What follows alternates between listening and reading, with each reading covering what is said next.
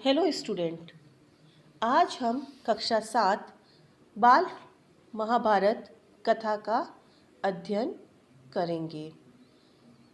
पाठ 3 अम्बा और भीष्म। सत्यवती के पुत्र चित्रांगद बड़े ही वीर परंतु स्वेच्छाचारी थे। एक बार किसी गंधर्व के साथ युद्ध हुआ।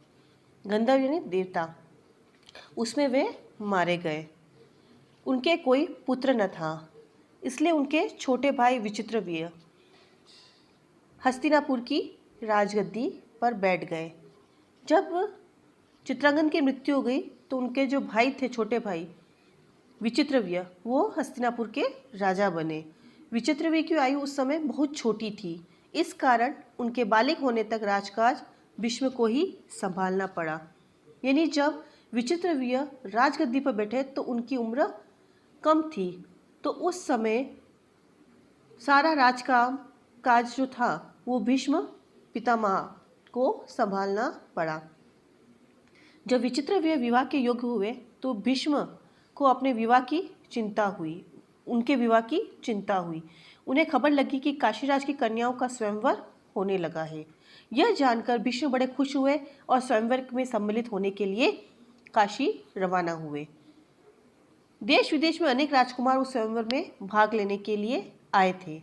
राजपुत्रियों को पाने के लिए आपस में बड़ी स्पर्धा थी, यानी प्रतियोगिता हो रही थी। यानी भीष्म पितामह ने विचित्रवीर्य के विवाह कराने के लिए काशीराज की कन्याओं के स्वयंवर में जाना स्वीकार किया और वो काशी के लिए रवाना हुए।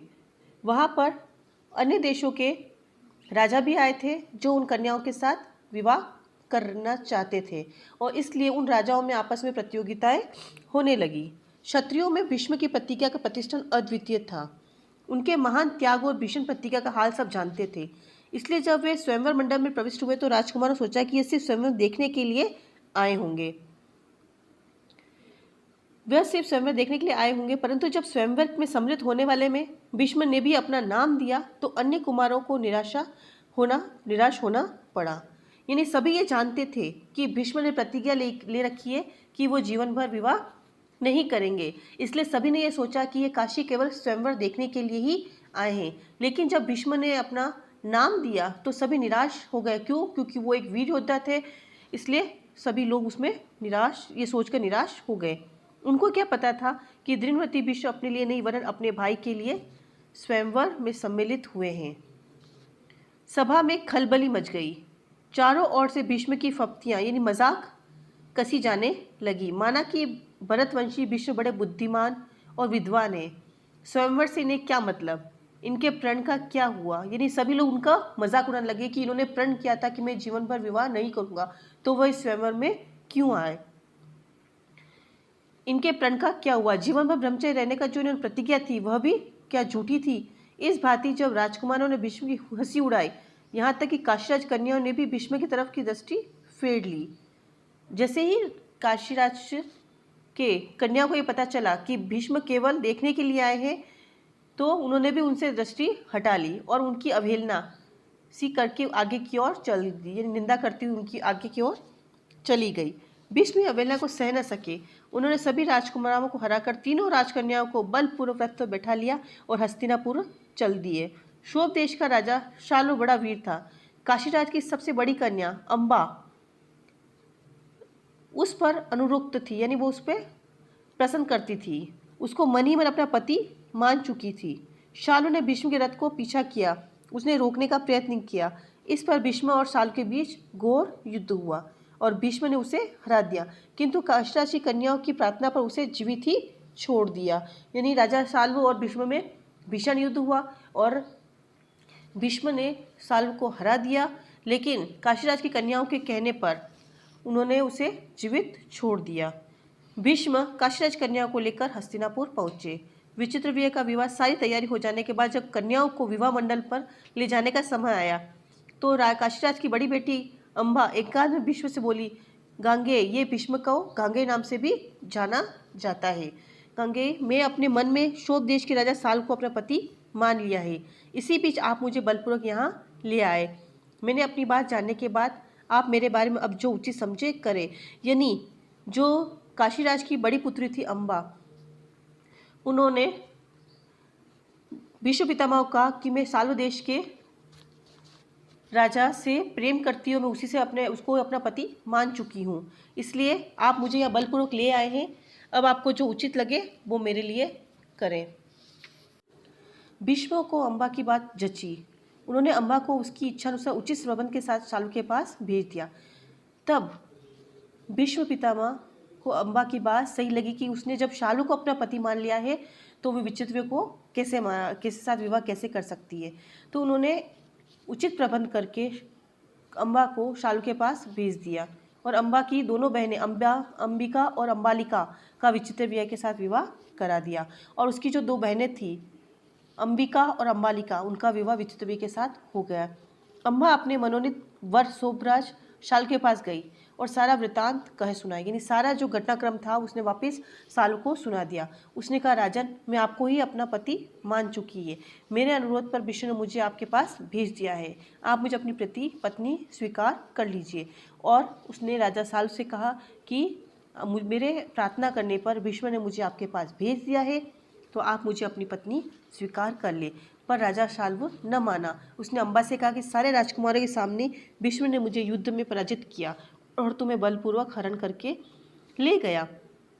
इतने बड़े अपमान के बाद मैं तुम्हें कैसे स्वीकार कर सकता हूँ।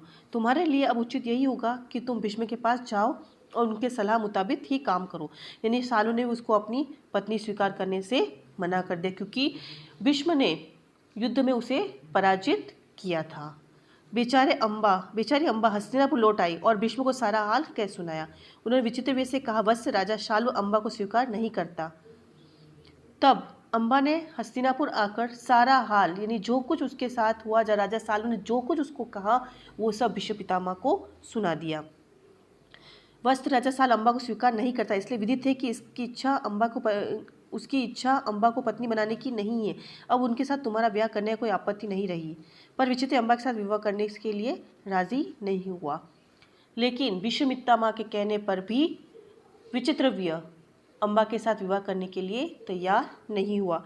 बेचारी अम्बा न इधर की रही न उधर की, कोई रास्ता न देखकर भीष्म से बोली, गंगे, मैं तो दोनों ओर से ही गई। और उसने भीष्म से कहा कि मेरे पास अब कोई रास्ता नहीं, न तो मैं राजा शाल के पास जा सकती और न विचित्र मुझे स्वीकार करने को तैयार है। मेरा कोई भी सहारा नहीं रहा, आप ही मुझ पे हर लाए हैं। अतः अब आपका यह कर्तव्य कि आप मेरे साथ ब्याह कर ले। और अम्बा उसे कहती है कि अब आप मुझे हर के लेके आए हैं, तो आप ही मेरे साथ ब्याह कर लीजिए। भीष्म ने उसकी बात ध्यान से सुनी और अपनी प्रतिज्ञा को याद दिलाकर बोले, अपनी प्रतिज्ञा तो मैं नहीं तोड़ सकता। उन्होंने अम्बा की परिस्थिति समझकर विचित्रव्य को दोबारा आग्रह किया, पर वह नहीं माना। तब भीष्म ने अम्बा को कहा कि मैंने तो प्रतिज्ञा ले रखी है कि मैं आजीवन विवाह नहीं करूँगा, जैसे मैं नहीं तोड़ सकता। भीष्म पितामह ने विचित्रवीर को दोबारा आग्रह किया, निवेदन किया कि तुम इसको अपना लो, लेकिन वो नहीं माना। भीष्म ने अम्बा को फिर समझाया, कहा कि तुम शोभराज शाल्व के ही पास जाओ, एक बार फिर प्रार्थना करो। लाचार अम्बा फिर शाल्व के पास गई, उससे बहुत मिन्नतें की और भीष्म पितामह के कहने पर अम्बा वापिस शोभराज शाल्व के पास गई और उससे विनती की, लेकिन दूसरी ही जीती हुई कन्या को स्वीकार करने से शोभराज ने साफ इनकार कर दिया। और दूसरे द्वारा जीती, यानी भीष्म ने युद्ध करके उसको जीता था, तो दूसरे द्वारा जीती हुई कन्या के साथ वो विवाह करने से उन्होंने साफ मना कर दिया। अब अम्बा इस प्रकार 6 साल तक हस्तिनापुर शोभदेश के बीच ठोकरें खाती फिरी। उसने अपने इस सारे दुख का कारण भीष्म को ही समझा और इस तरह 6 साल तक हस्तिनापुर और शोभदेश के बीच अम्बा घूमती रही। और इन 6 वर्षों में उसके जितना भी उसने दुख उठाया, उस सब का कारण उसने भीष्म पितामह को ही समझा। उन पर उसने बहुत क्रोध आया और प्रतिहिंसा की आग उसके मन में जलने लगी, यानी उससे बदला लेने की इच्छा उसके मन में जलने लगी। भीष्म से बदला लेने की इच्छा से वह कई राजाओं के पास गई और अपना दुखड़ा सुनाया। और भीष्म से बदला लेने के लिए वे कई राजाओं के पास गई और अपना दुख सुनाया। भीष्म से युद्ध करने के लिए, उनका वध करने के लिए उसने राजाओं से प्रार्थना की। उसने कई राजाओं से भीष्म पितामह से युद्ध करने और उनका वध करने की प्रार्थना की, पर राजा लोग तो भीष्म के नाम से ही डरते थे। जो अन्य देश के राजा थे वो भीष्म पिता के नाम से डरते थे। किसी ने इतना साहस नहीं था कि वो भीष्म से युद्ध कर सके। शत्रु को एकदम निराश होकर अम्बा ने तपस्वी ब्राह्मणों के शरण ली, और जब किसी भी राजा ने उसकी मदद नहीं की तब उसने तपस्वियों ब्राह्मण की शरण ली। तपस्वियों ने कहा, बेटी तुम परशुराम के पास जाओ, वे तुम्हारी इच्छा अवश्य पूरी करेंगे। तब उन्होंने कहा कि तुम परशुराम के पास जाओ, वो तुम्हारी इच्छा ज़रूर पूरी करेंगे। तब ऋषियों की सलाह पर अम्बा परशुराम के पास गई।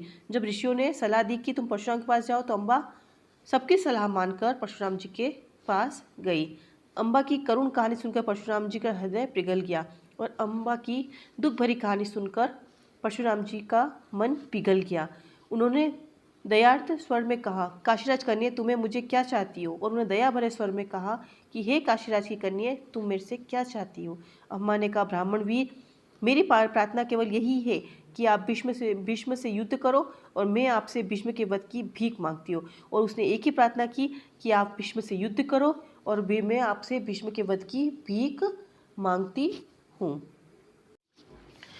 परशुराम को अम्बा की प्रार्थना पसंद आई। बड़े उत्साह के साथ वह भीष्म के पास गए और उन्हें युद्ध के लिए ललकारा। दोनों कुशल योद्धा थे और धनुष विद्या में के जानकार भी थे। परशुराम जी को ने अम्बा की प्रार्थना स्वीकार कर ली और उत्साह के साथ भीष्म के पास गए और उनसे युद्ध किया। और दोनों ही वीर योद्धा थे और धनुष विद्या में के अच्छे जानकार भी थे। दोनों ही जितेंद्रिय और ब्रह्मचारी थे। परशुराम जी भी ब्रह्मचारी थे और भीष्म पितामह भी ब्रह्मचारी थे। समान योद्धा की टक्कर थी, यानी दोनों ही वीर योद्धा थी जिनकी आपस में टक्कर हो रही थी। कई दिनों तक युद्ध होता रहा, फिर भी हार जीत का निश्चय न हो सका। अंत में परशुराम जी ने हार मान ली।